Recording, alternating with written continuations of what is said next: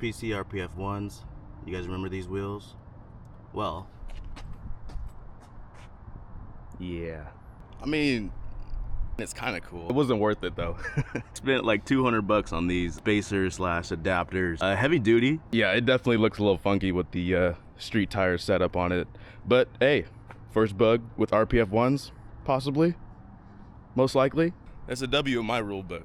It's different. We drove this to 7-Eleven the other night and I could not get it into third gear, so we need a new transmission. One cool thing about the Bug is, I mean, it's built back in 1972 and was built for anybody and everybody. So when it comes to working on these things, it's probably the most simple thing in the world. The J series in the back definitely complicates things, but at the end of the day, we're still running a VW bus transmission, and that's like the entire weak point of this whole setup. Those things are rated for like 100 horsepower. Welcome back to the channel. Welcome back for another video. I want today's video to be a little bit more long form, chill, kick back, and do what we love. So last week, guys, was not very fun. A lot of negativity up in the news, a lot of bad things happening, and what did I just do?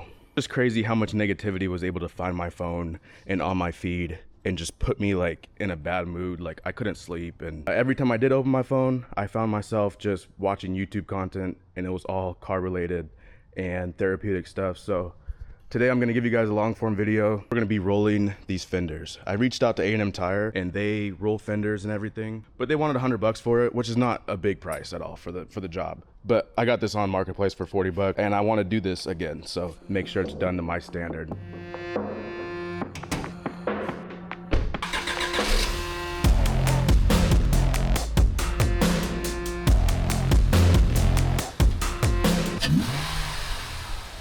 Welcome to these fender rolling and auto repair. Kind of hard to see on camera, honestly. We got a very decent size, little golf ball size dent right here on the quarter. And also up here, we got a small little, I'm gonna have to take to a dent shop to remove this one most likely as well. Obviously some clear coat peeling right there. Small scratch right here. Okay, is this paint or is it? Sweet, that'll scratch right off. So I thought that was a scratch in the door because I've been trying to remove this. Now I'm actually scratching and it's coming right off. Sweet. I'm actually kind of happy about that because I didn't want to do anything over there. On our passenger side, something very similar going on. It's actually right here in the back. So any dent repair could probably come from the back right here and pull this out pretty quick. For today, all we're gonna be doing is fender rolling. We've gotten to the point where we've overspent on this car, and when you look at it, you can't even notice it. And so I'm gonna be a little bit more hesitant into taking things into the shop if it's something that I can do myself. And lastly, on the roof, we have some dents from a hailstorm. It's dirty because it rained the other night and the car was sitting outside. Here's another one right here, right here, right here. Okay, so there's like 4 or 5 of them. Dent repair guys can go through the sunroof and kind of just flick this up.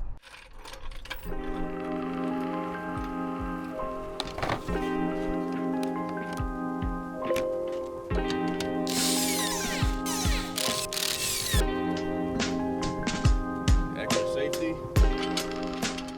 I've had this thing since 2020. It's never failed me. The last thing we want to be doing is working up underneath here and it fail. Taking a look back here though. So it looks like we might have some, let me try to set this up. Over here where we have a hit, it looks like we have some rust, but shouldn't stop me from rolling it. You can see the paint bubbling up right there a little bit. Not a big deal. We'll just fold that right over.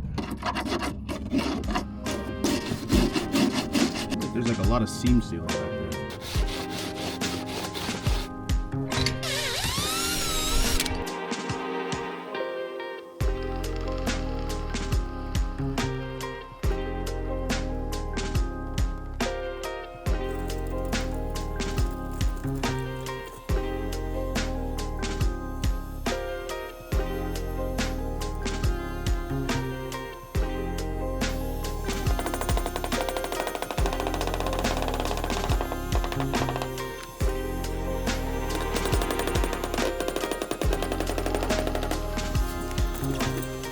You had to go through with the hammer quite a bit with this rusted area right here. There's just a significant more amount of material in the back right here compared to this side. So as far as all this chipping goes right here, what we're gonna do, we'll probably sand this down, put some steel it down so that no rust comes back on the bare metal. Definitely a lot longer than I thought it was gonna take. You guys can see how dirty it is down here. Let me put you guys on game.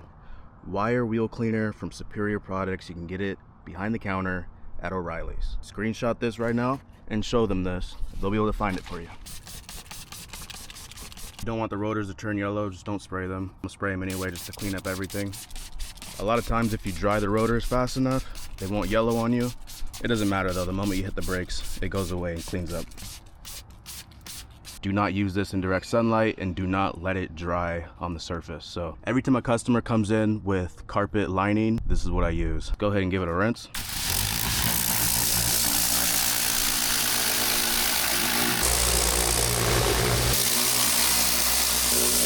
The amount of dirt that comes out of these carpets is insane. Just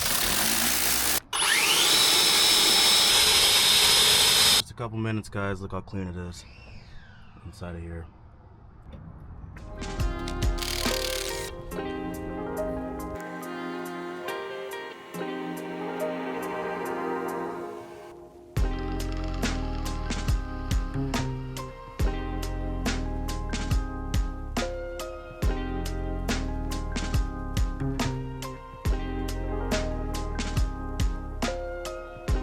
Not only did this side go by much faster, we got it cleaned up and it looks a lot better because there's no paint chipping.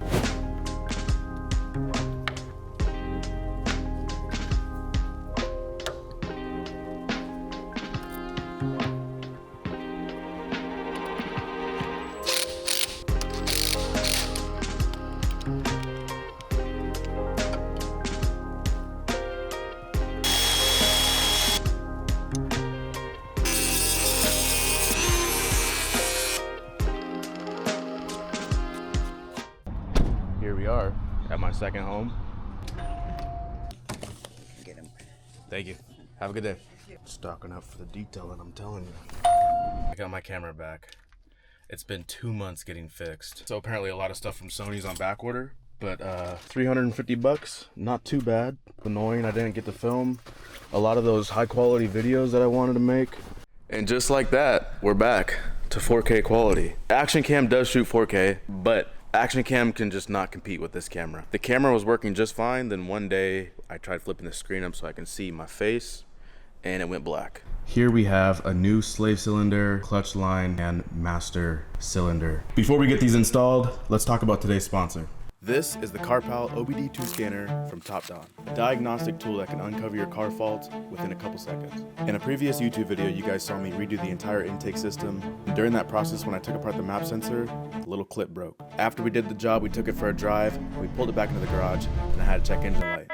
The car started to idle weird, and I remember that clip was broken, must have came loose. Easy fix, we used a couple zip ties to hold down the connection, and our problem was fixed. We got our blue indicator light, it's plugged in and connected. Turn the key to the start position, and then we'll do a read. So we're doing an engine inspection right now, seeing if there's any codes. Check engine light flashing, and it went away. Engine's healthy with no trouble codes. You can test the battery voltage.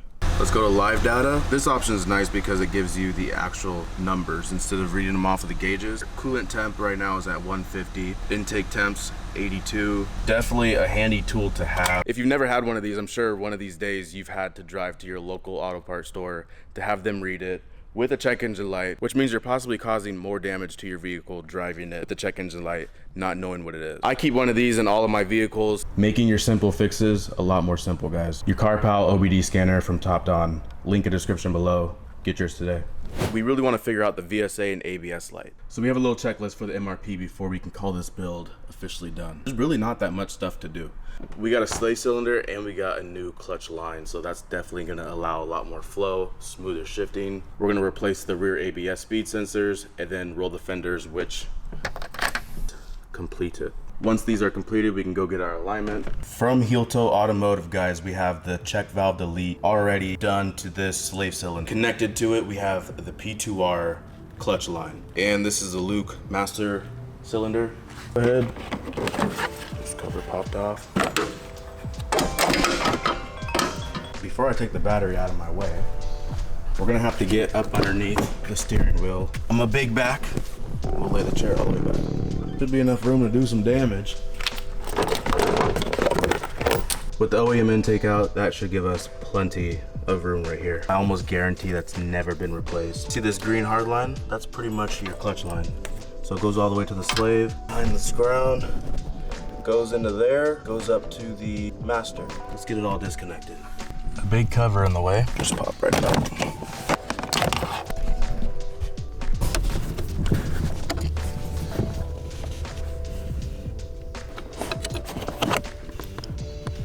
And then we got two 12 mils holding in the master.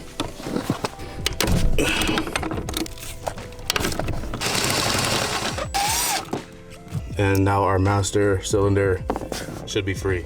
And now we can just free up all the connections to that hard line all the way down to the slave cylinder.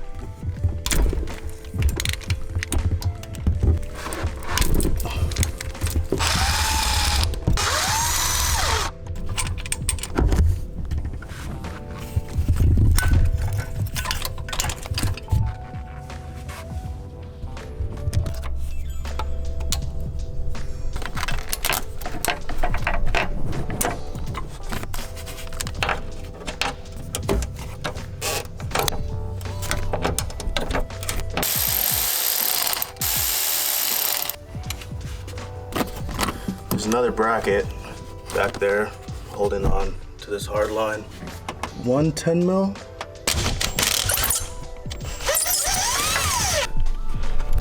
We're gonna find a 10 mil behind this reservoir. You little rusty girl.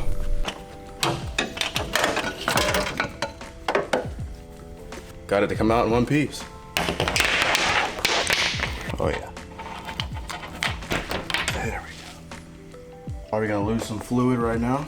Pull off the reservoir.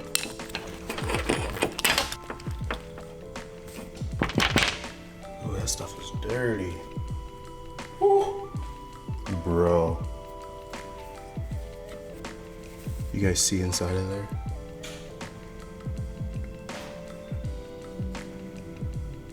This stuff smells sour.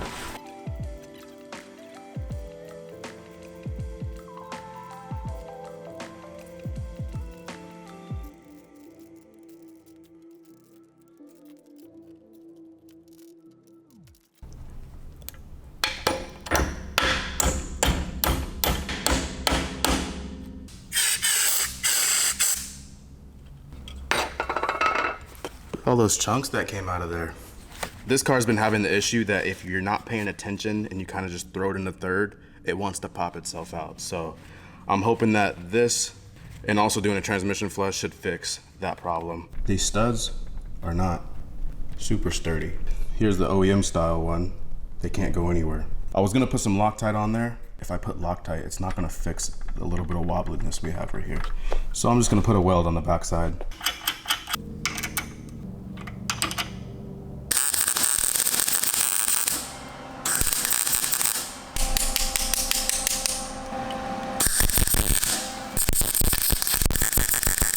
Little nugget. It ain't pretty, but it works. We got our little bleeder set up into the nipple.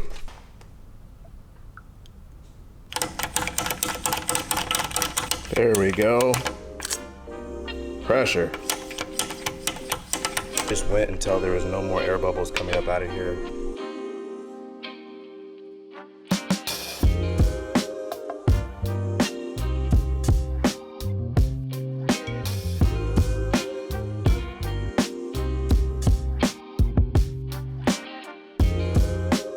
Our new clutch line is installed, guys. Goes from the slave cylinder up to right here. Here's how we're looking from the inside. We're probably gonna have to adjust the clutch pedal once we figure out how it feels. Before I put the battery back in, let's clean up this ground wire. This ground wire is driving me crazy. Like, what is that? Somebody buy these wheels.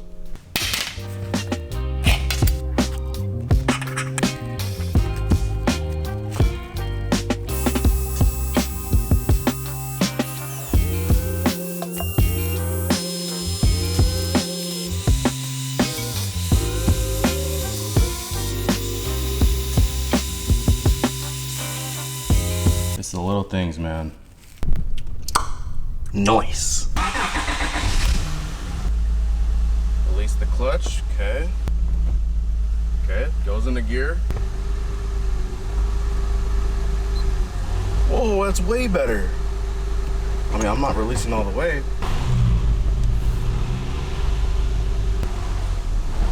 No way. For leaks. That was from earlier. Guys, not a very hard install. Getting it. What's this go to?